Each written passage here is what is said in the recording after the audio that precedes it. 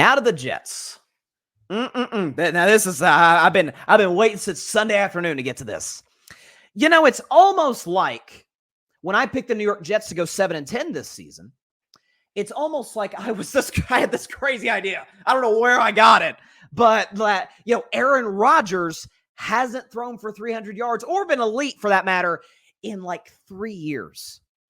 And that the offensive line, while improved, they're fine. They're better than they were a year ago. Morgan Moses, Tyron Smith, they've made some moves, although Moses didn't have a very good game yesterday. That's not great. And the wide receiving core, while I like Garrett Wilson, he's not sniffed 100 yards this season, and the guys around him aren't very good. Mike Williams injury prone. Alan Lazard is literally just there because of Aaron Rodgers. The run game, liked Breece Hall, wasn't crazy about him. Didn't think he was 10 carries for 4 yards bad, but listen, everybody has a bad game. I didn't think Breece Hall was elite by any stretch of the imagination, but you get the idea.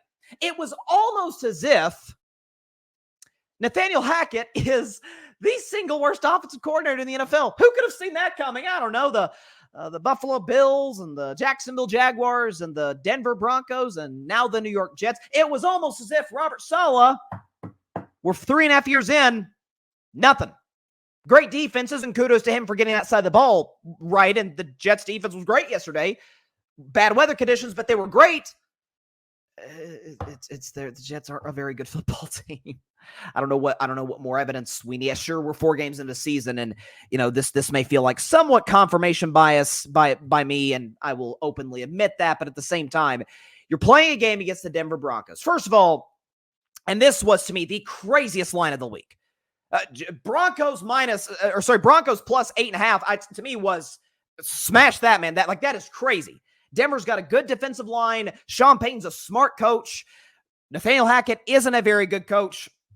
And by the way, too, Jets had extra time to prepare.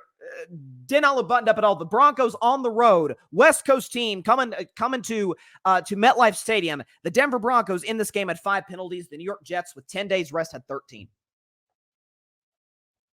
It's not a very good football team. And again, we could show you some of the numbers. On the Jets. Can we show you their offensive numbers right here? Yeah, there you go. They're not very good. They're 20th in points per game, 23rd in yards per game, 16th in pass yards per game, 27th in rush yards per game, and they're 6th in the NFL in terms of penalties and in terms of Aaron Rodgers. Aaron Rodgers, who all week long, it was really interesting, was talking about how, we gotta learn how to handle success. We're a young football team. It's a 2-1 start. We're playing good football. We got to learn how to, what's success? You got whacked by the 49ers. You barely survived Will Levis and the Titans, who your former team with Malik Willis destroyed the week after that. I was there. And then you host a game on a short week against the single worst team in the NFL with the single worst roster in the NFL. And all of a sudden, Aaron Rodgers, being the lecturer that he is here to lecture us, hey, now this, my friends, you got to learn how to handle success. Well, fortunately for the Jets, they don't have a ton of success to have to learn from this week, and certainly Aaron Rodgers will not. Aaron Rodgers, again, 40 years old, going on 41 in December, off the worst injury, lower body injury that an athlete can suffer, an Achilles injury. More mobile than I gave him credit for, and I gave him props in that Patriots game. He moved very well, and I thought he moved okay yesterday. Didn't get a ton of protection, so I'll give him that pass. But older, 40 years old, off an Achilles, hasn't been great in 3 years, hasn't won a playoff game in 4 years. Oh, all of a sudden he's going to take the Jets to the next level to win the division or be a playoff team. No, he's not. This was the part of the schedule for the New York Jets, and then I'll show you Rodgers' numbers. But this was supposed to be the part of the schedule for the New York Jets that they were supposed to crush teams if they were what folks said they were. They were supposed to get blown up by San Francisco. That's not shocked by that at all. Niners are a way better team. They're supposed to spoke the Tennessee Titans. Tennessee's not very good. They're not. Trust me. Saw him in person. Saw Will Levis. He's as bad in person as he is on television. He might be the worst quarterback in the NFL. Well, second worst. Mac Jones is still employed. But the Titans aren't very good. And it took the Titans kind of giving the Jets multiple opportunities for the Jets to finally be able to steal that game.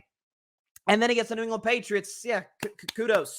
You beat New England. I am really, really impressed. A team coached by Jacoby Brissett, who doesn't have a wide receiver who could really start for any other team in the NFL. Their best players are running back who is a fumbling problem. Yeah, congrats, kudos. I am very impressed. And then you lose to a game to the Denver Broncos. And Bo Nix, who had -7 yards passing in the first half and for the game, had a grand total of 60 passing yards and a passer rating of 67. Can we show you what Aaron Rodgers has done this season? He's been kind of average, which I've said he is for a while now. 15th in passing yards, tied for 11th in touchdown, 24th in completion percentage. The king of passer rating is 16th in that department, and he is 20th in the NFL in QBR. Aaron's not bad by any stretch of the imagination. I'm not trying to say that, but I am saying he's not anything close to what he was just 3 years ago with the Green Bay Packers. I'm saying that Robert Saleh, Robert Saleh, this is the first year of his career that he's had a good quarterback. Yeah, how's that going? By the way, those first 3 years, well, he didn't have great quarterback play. Yes, because Mike Tomlin has had Hall of Famers at that position the last few years. Now, I'll talk about Justin Fields later. Looks like this year my Steelers may actually have a dude at quarterback. Who knows if this continues? But it was a lot of, there was some Duck Hodges, there was some Kenny Pickett's and Trubisky's and Rudolph's. I mean, just backups across the board, and Tomlin kept winning 10 games and getting into the playoffs. Kevin Stefanski used 4 quarterbacks last year, won 11 games, and had some folks thinking the Browns could go to the darn Super Bowl with Joe Flacco. There's levels to this.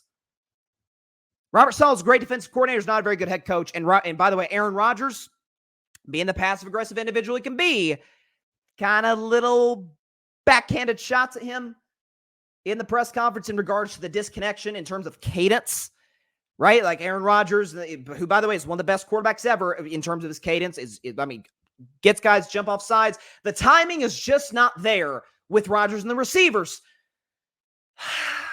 Come to think of it, though, cadence, timing, reps, those things could have really, mandatory minicamps would have seemed like it could have been quite helpful for this team.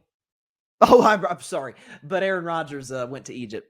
My bad. By the way, Aaron Rodgers is free to do whatever he wants, to go to Egypt, do whatever he wants to do, but don't lecture us and do what you do. Lecture at the end of last season and tell us, hey, with all acting all smug,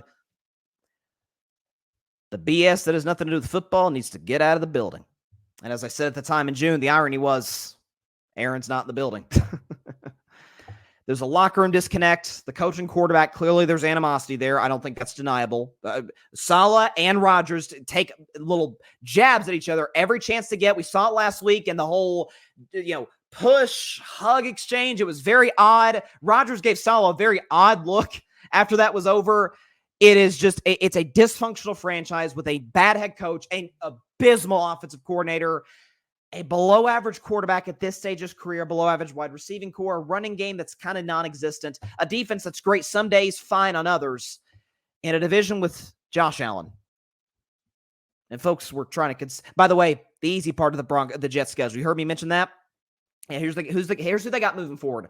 The undefeated Vikings with the best or second best defense in professional football in London next week. Then they got to play the Bills on primetime. Then they got to go to Pittsburgh to take on my Steelers again, another elite defense. And Mike Tomlin, Robert Saleh, call me crazy, sounds like a mismatch. That and the Steelers roster is just straight up better. Then they got the Patriots, okay. Then you got Houston on a short week. Then you got to go to Arizona, and Arizona's 1-3, but they can score points yesterday notwithstanding. The Colts, smartly coached. Seattle with a great defense. Miami, not very good. Jacksonville, not very good. Rams, we'll see. At Buffalo, and then the Dolphins.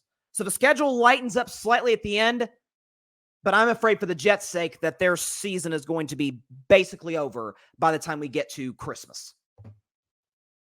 This is a below-average football team. I said 7 wins coming this season. That looked about like a 7-win team yesterday. A Broncos team that's young with a rookie quarterback on the road in bad conditions with less time to prepare. Looked like the better coach team. Committed you almost committed triple the penalties that Denver did.